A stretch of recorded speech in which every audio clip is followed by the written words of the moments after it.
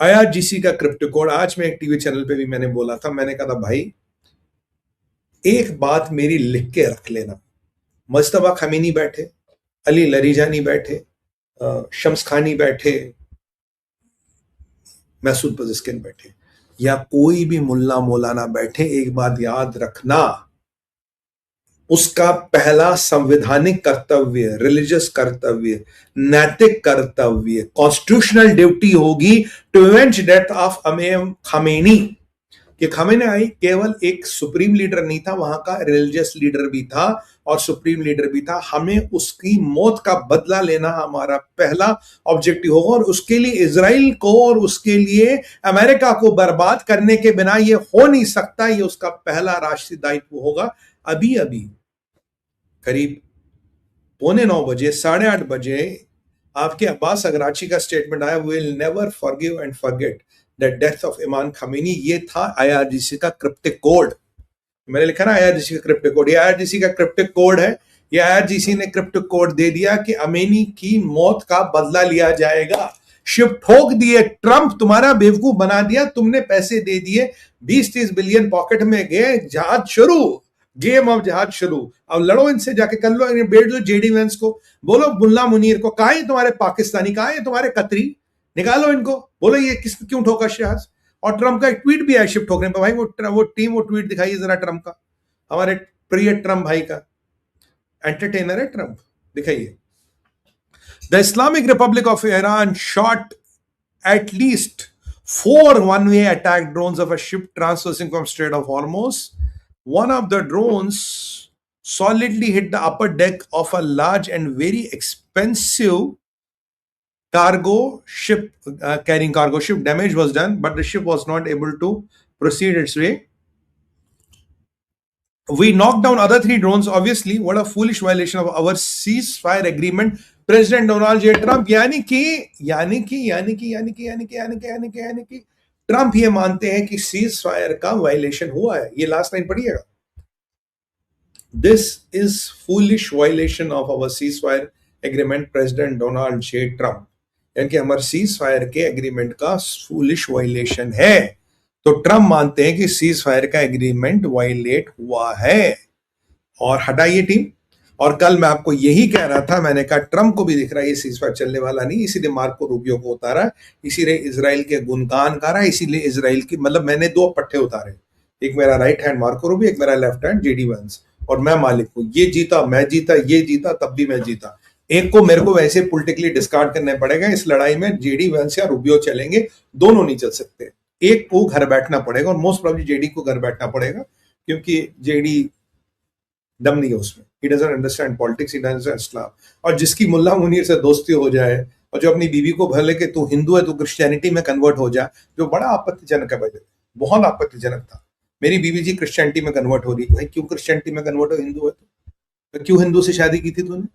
और मुल्ला मुनीर मेरा best friend है, मेरी बीवी हिंदुस्तानी है, मेरा बेस्ट फ्रेंड पाकिस्तानी है। तुम्हारे राजनीतिक सूझबूझ का पूरा मापदंड एक स्टेटमेंट से समझ आता है JD वेंस, तुम किस मिट्टी के बने हो बेटा, तुम कितने कह रहे हो पानी में हो, ये सब समझ आ गया। अब आगे की कहानी चलते हैं। तो यहां पे IRGC ने क्रिप्टिक मैसेज बोला कि विल हिट यू, और ट्रंप इसकी तैयारी कर रहा था। ट्रंप आज कहीं ना कहीं एक्नॉलेज कर रहा है MOU का वायलेशन हुआ है, और MOU का वायलेशन ही क्यों ना, मुल्ला नईम कसीम भी कह रहा है MOU का वायलेशन हुआ। वो क्यों कह रहा है मैं आपको बताऊंगा। मुल्ला नईम कसीम कह रहा भाई MOU का वायलेशन हुआ। कैसे कह रहा है, हिजबुल्लाह डिक्लेयर करता है we are walking out of the cease fire, हम किसी सीज फायर को नहीं मानते।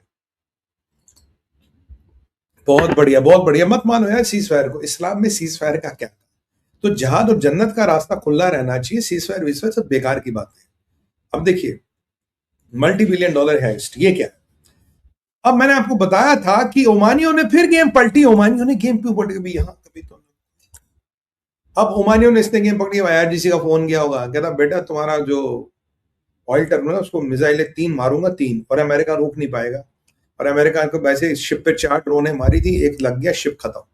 और लगा सॉलिड है बॉस, लगा सॉलिड ड्रोन है, मैंने देखा था। अगर मॉक पिक्चर है, but it has hit it very very badly, it's pretty much damage. देखिए अब आगे क्या होता है। अब आप बोलोगे ये जो डोनाल्ड ट्रंप है ये स्ट्रेट ऑफ हॉर्मोस को लेके इसका दिमाग का फ्यूज उड़ जाता। मार्को रूबियो कहता no strait of Hormuz, no troll, nothing, no no it's under, you know no no. Marco Rubio का भी ना शक, वो he gets on nitrogen the moment you talk about Strait of Hormuz. Trump के दो बातों में फ्यूज उड़ जाता है, स्ट्रेट ऑफ हॉर्मोज और यूरेनियम दोनों पे बात करो, ट्रंप सीधा bombing, start bombing you, start bombing you. अरे भैया कल्ले किसने रोका? मुहूर्त देख रहा क्या? बताओ, मैं अपने आचार्य जी से दिखवा के मुहूर्त भी भिजवा देता हूँ यार तुम्हारा। वैसे सुमित पीर कलेक्शंस की टीम में पूरी कैपेबिलिटी है, बोलो तो मुहूर्त भिजवाना, हमसे संपर्क है, भेज देंगे मुहूर्त, वो भी बात नहीं है। Anyway, well, start bombing you, well, start bombing you, but you don't bomb, man. Anyway, अब आगे क्या हुआ?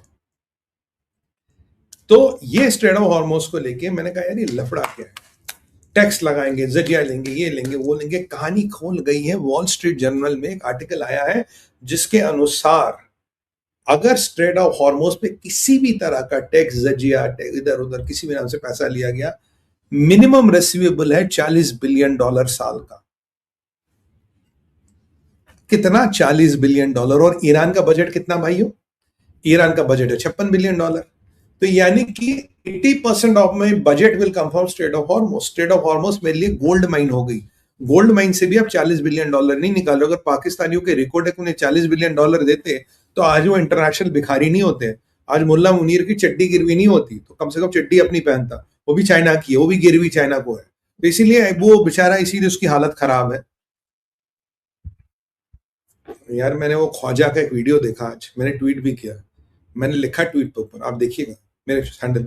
मैंने कहा कि आसपास अफगानी तो नहीं घूम रहे थे, मतलब अजीब सा कुछ था, कुछ चाल भी, कुछ बाल भी, बट एनीवे तो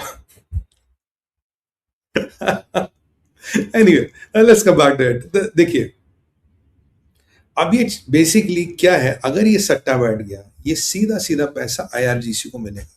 आईआरजीसी का एक बजट है, ईरान का एक बजट है, उसके ऊपर ये $40 billion will directly go to IRGC and it will fund their adventures. तो आईआरजीसी इससे सिर्फ बम बारूद और एटम बम बनाएगी, रॉकेट बनाएगी, ड्रोन बनाएगी और दुनिया की वाट लगाएगी। $80 बिलियन लगभग भारत का डिफेंस बजट है, और भारत का defence budget is one of the highest in the world. यानी कि 50% ऑफ भारत का defence budget you will give over and above their defence budget to IRGC. $40 billion का आप चेरी ऑन द केक दे रहे हो आईआरजीसी को। Do you beat this what I am telling? और अगर ये पैसा आईआरजीसी के पास लगा तो मिडिल ईस्ट में क्या तबाही मचेगी और अमेरिका और यहाँ क्या तबाही मचेगी आप देख सकते हैं। तो basically straight of Hormuz is a $multi-billion highest. जैसे मनी हाइस्ट देखा था ना आपने, $multi-billion हाईएस्ट है, और यहाँ का एक प्रोफेसर भी है, वहां प्रोफेसर कैरेक्टर था ना, यहाँ भी एक प्रोफेसर है। But remember one thing, America can never let it happen, because then America will be enabling IRGC with $40 billion a year। और आने वाले टाइम में पैसा बढ़ेगा। अब सोचिए पैसा कितना जाएगा और कितनी तबाही इससे हो सकती है। This is something which is squaring my bones.